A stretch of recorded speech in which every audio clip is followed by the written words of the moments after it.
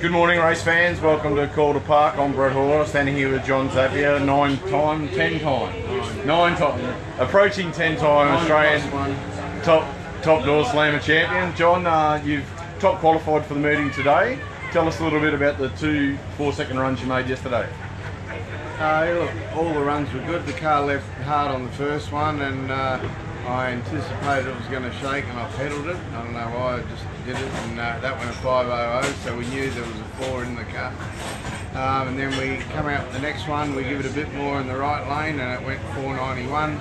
Got a bit fishtailing towards the end, so I got the shootout early and lost a bit of mile an hour on there. We're at 223 the first one, 222 the second one, and then we come out in the left lane once the sun had gone down, and we threw a bit more start line at it, and the car left hard with a 974 60 foot, but it went to the right and it was heading to the centre line. I shifted second, got it off the centre line, was too busy steering it, and watching where I was going, I forgot to shift into high gear.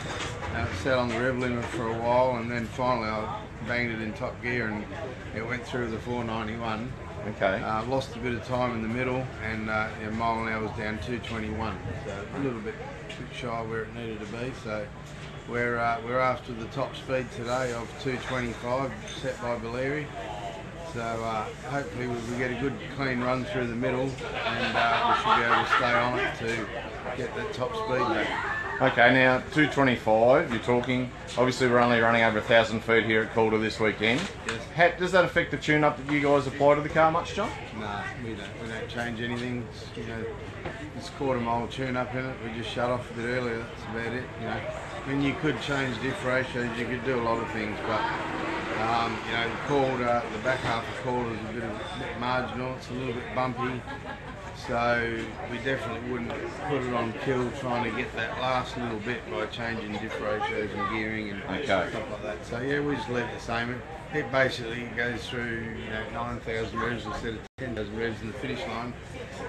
But first, second gear needs to be where it is. So yep. So a little bit easier on parts, not turning quite as hard. Yes. Okay, and you were the only 4-second car in the field. Is that correct? Yep. So far, I think Benny did 502, and all the rest like 505s, 507, 509. So yeah, they've all tightened up a bit. So it'll be interesting to see what they try today. Alright, now speaking of today, first round, you're top qualifier, and you've got long-time adversary and rival for many, many years, Victor. Yeah, that's right. Yeah, well, we raced him last night on the last qualifier.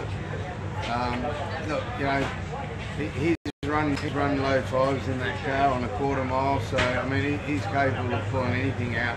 They're running those automatics, so they can be good off the tree. They only got a button to drop. They don't got a clutch pedal like me, and so yeah, anything can happen. And this track can be tricky, so we just got to keep it in our lane and cut a fair light, and we should be good. Awesome. All right. Well, thank you so much for your time, and I'm sure all the ADRP fans are wishing John Zappia the best of luck today at Calder Park and the Australian Nationals. Thanks, John. We'll have a bit of a look at your car. Thanks, mate.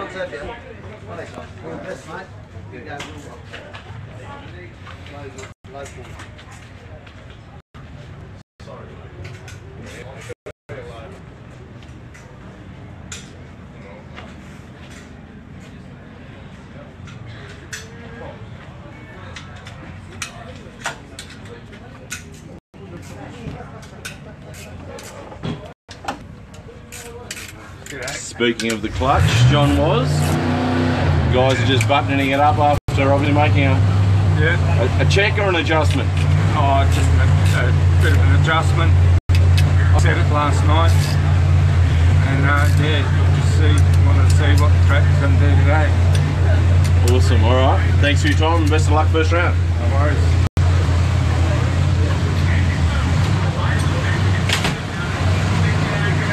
Alright guys, we'll sign off now and see if we can find a couple more of the Group 1 top qualifiers.